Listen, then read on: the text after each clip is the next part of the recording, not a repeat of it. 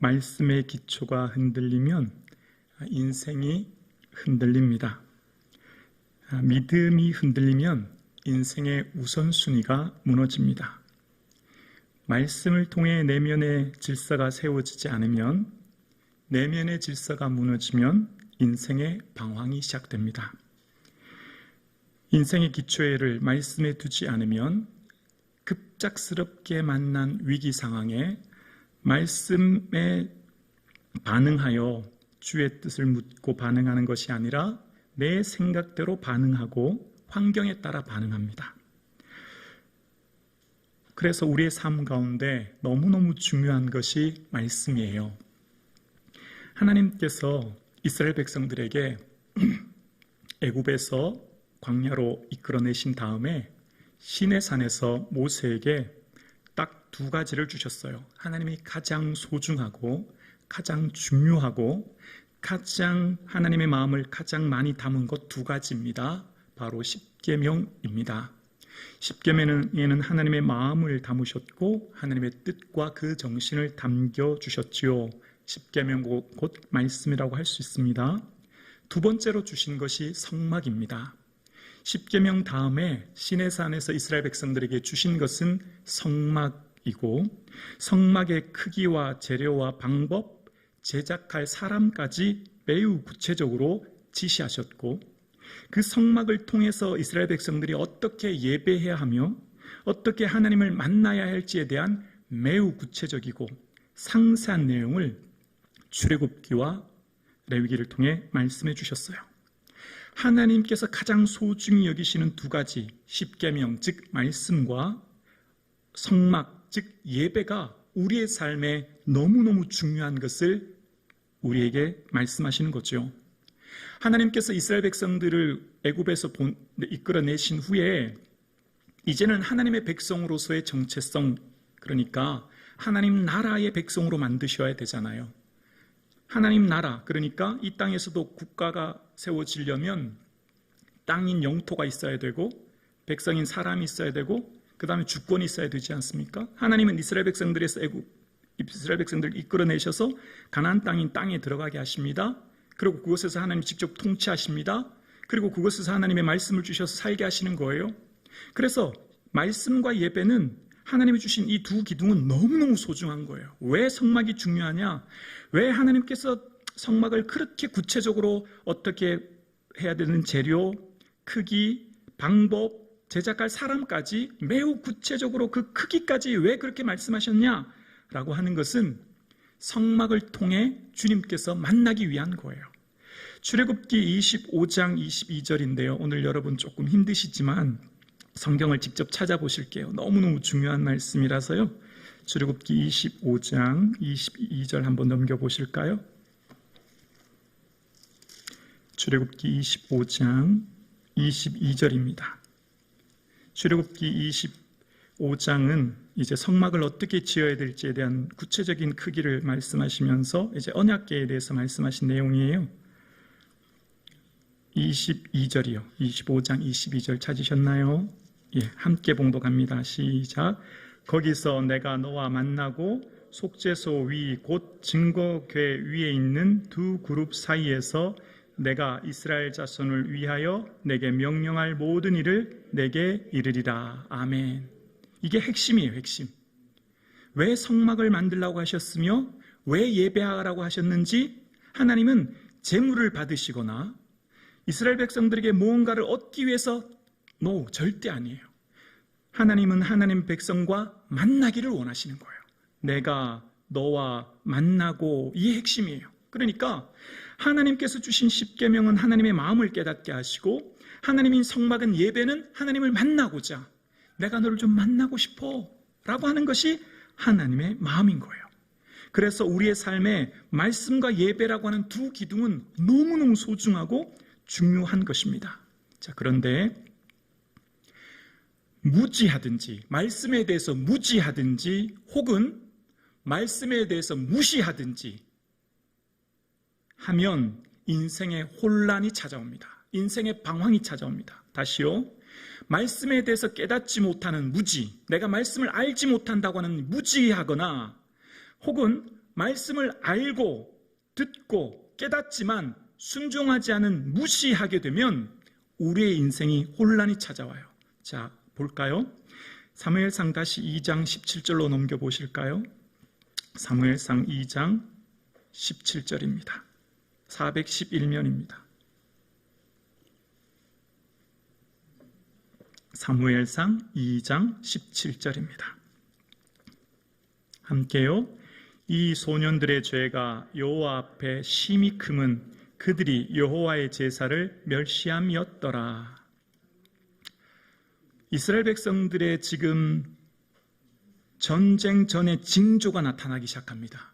그러니까 지금 이스라엘의 삶의 위기는 어쩌면 예견된 거예요. 이스라엘 백성들의 삶 가운데 예배를, 제사를 멸시했다고 하는 것은 하나님의 말씀을 무시했거나 혹은 무지했거나 둘 중에 하나인데, 지금 이스라엘 백성들의 전반적인 문제는 제사를 멸시한 것, 이것이 가장 심각한, 그래서 힘이 크다고 말씀하고 계신 거예요. 제사를 멸시하는 것은 곧 하나님과의 만남을 멸시하는 것이요, 하나님과의 만남을 멸시하는 것은 곧 하나님 존재 자체에 대한 부정이기 때문에 하나님께서 너무너무 소중하게 여기시는 제사인 예배를 멸시했다고 하는 것은 지금 이스라엘에게 가장 심각한 문제였습니다. 그런데 여기에 대해서 아무도 그 문제의 의식을 가지지 못하는 거예요. 이스라엘 백성들의 문제는 전쟁이 아니었어요.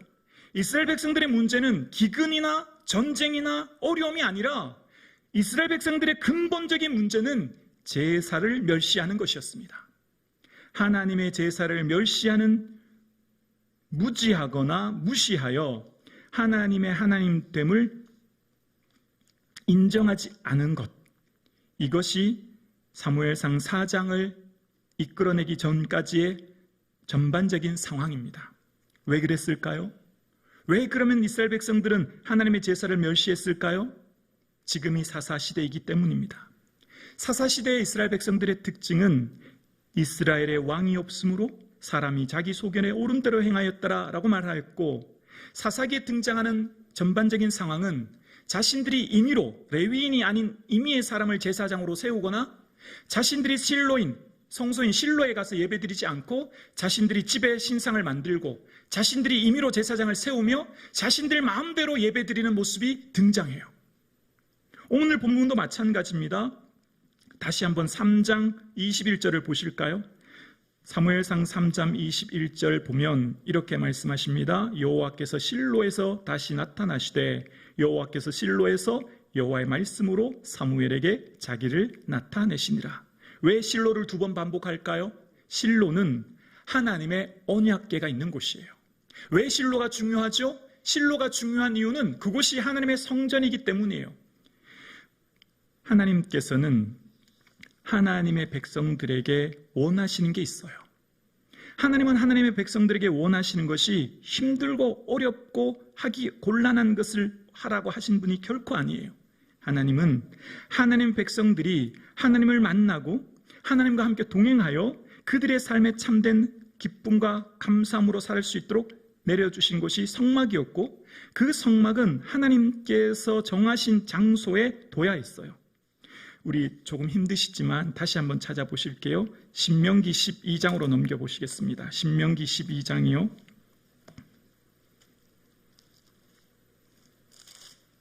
신명기 12장입니다.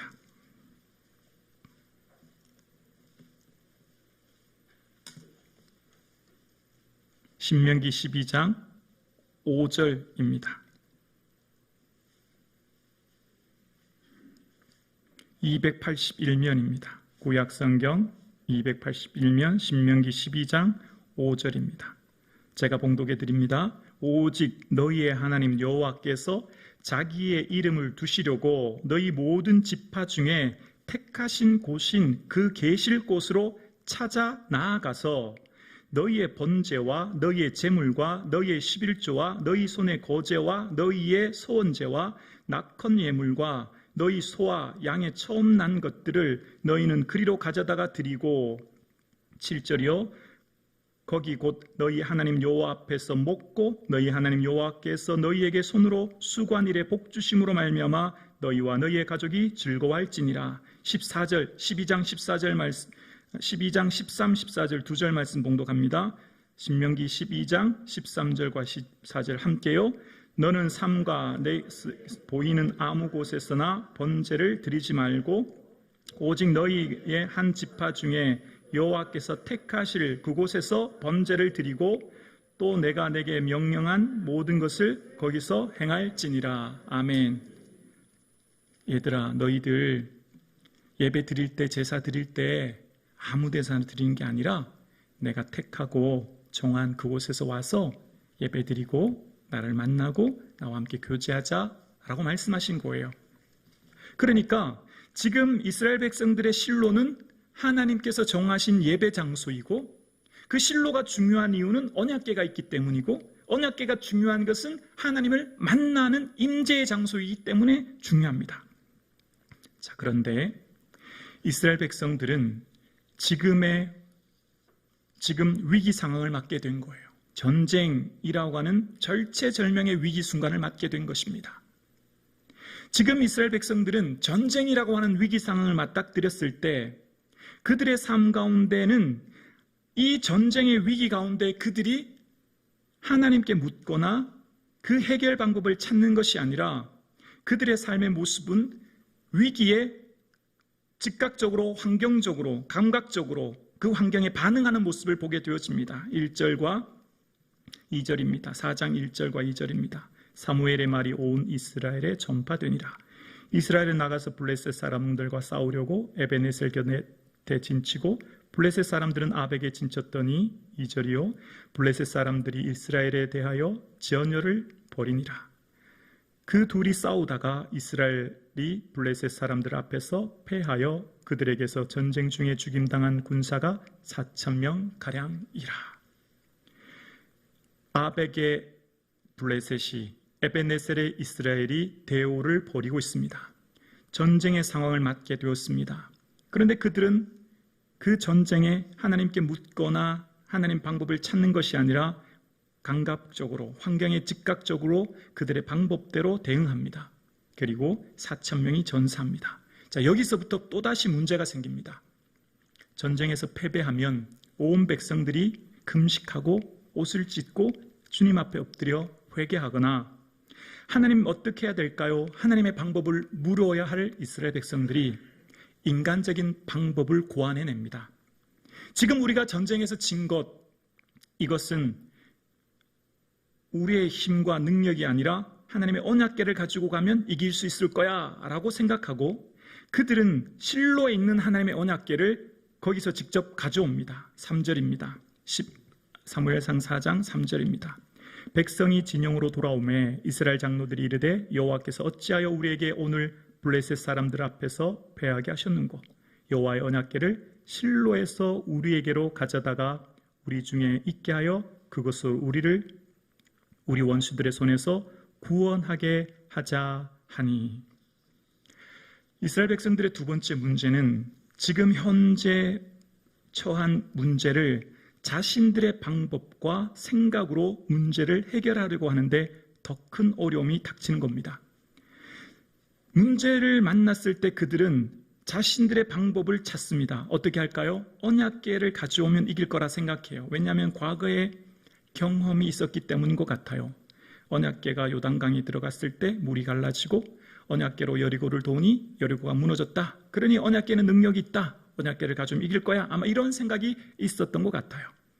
그런데 언약궤에 능력이 있는 것이 아니라 하나님께 능력이 있는 것이죠. 하나님께 힘이 있는 것이죠. 언약궤는 상징인 것이죠. 그리고 그들은 문제가 생기면 하나님의 성소인 실로에 찾아가서 하나님께 물어야 할 터인데, 실로에 계신 하나님의 언약궤에서 임재하신 하나님의 뜻을 물어야 할 터인데, 그들은 그 실로에 있는 언약궤를 자신들이 있는 이곳 에벤에셀로 가져옵니다. 여기에서 큰 문제가 생긴 거예요. 하나님의 언약궤, 신명기 12장 말씀처럼 하나님께 예배하는 장소는 하나님 택하신 장소여야 하며, 하나님 택하신 장소 그곳으로 가서 예배드려야 한다고 말씀하셨고, 그곳에 가서 하나님의 임재의 상징인 언약궤에 예배해야 할 그들의 임의대로 언약궤를 옮긴 것입니다. 자신들의 유리한 방법으로 자신들의 전쟁에서 승리하기 위해 그렇게 한 것이죠. 여러분, 우리의 삶 가운데 우리의 삶의 믿음으로 주님을 쫓고 주님을 살아가는 우리의 삶은 언제나 말씀으로 나의 삶을 잘 조명해 보아야 합니다.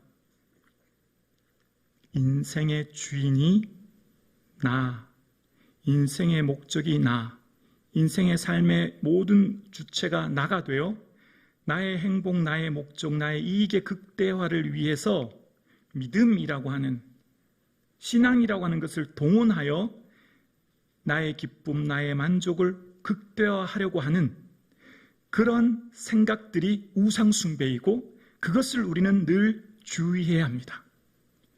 오늘 살아가는 저와 여러분의 삶에 인생의 주인이 예수 그리스도가 되어질 수 있기를 주의 이름으로 축원합니다. 나의 모든 인생의 주권이 주께 있으며 주님의 결정하심에 따라 우리의 삶을 살 수 있는 그 힘과 능력이 있기를 주님의 이름으로 축원합니다. 이스라엘 백성들은 현재 하나님께서 말씀하신 그 말씀에 무지하거나 혹은 말씀을 무시하여 전쟁이라고 하는 상황을 맞았음에도 불구하고 하나님 앞에 나아가 방법을 찾기보다 그들의 개인적인 방법과 생각으로 단순히 언약궤를 마치 부적처럼, 언약궤를 마치 자신들의 유리한 도구처럼 사용하여 전쟁에서 이기려고 하는 모습을 발견하게 되어집니다. 이스라엘 백성들의 문제는 이것이었습니다. 하나님의 말씀을 잘 알지 못하는 무지가 있거나 혹은 말씀 자체를 무시하는 것, 그것이 지금 이스라엘 백성들의 만난 큰 삶의 어려움이었습니다. 오늘 함께 예배드리시는 사랑하는 성도님, 오늘 우리의 삶의 모든 순간순간마다 또 모든 순간순간의 결정과 인생의 모든 삶이 주 예수 그리스도께 붙잡힌 바 되어 주의 말씀 따라 말씀 의지하여 살아갈 수 있는 힘이 저와 여러분의 삶 가운데 있기를 주님의 이름으로 축원합니다. 말씀이 좀 무겁죠. 말씀이 조금 힘이 들고 어려운 본문입니다. 지금 이스라엘 백성들이 만난 문제는 말씀에 기초하지 않은 삶을 살았기에 인생의 방황과 문제가 시작되었고, 그들의 삶에 만난 문제는 하나님이 너무나 소중히 여기시고 하나님이 귀히 여기시는 것을 하찮게 여긴 이스라엘 백성들의 무지에서 오는 것임을 보게 되어집니다. 오늘 성북중앙교회 사랑하는 성도님, 함께 예배드리시는 사랑하는 성도님들의 삶에 예수 그리스도를 존귀히 여기시고 귀히 여길 수 있는 마음이 있기를 주의 이름으로 축원합니다. 세상 그 무엇보다도 소중한 주 예수 그리스도의 은혜와 그 믿음을 소중히 여기는 삶의 매 순간이 저와 여러분의 삶 가운데 있어질 수 있기를 주의 이름으로 축원합니다. 우리에게 주신 이 소중한 믿음 안에 매 순간순간마다 주님의 말씀을 깊이 묵상함으로 주와 동행할 수 있는 그런 복된 삶 되기를 주님의 이름으로 축원합니다.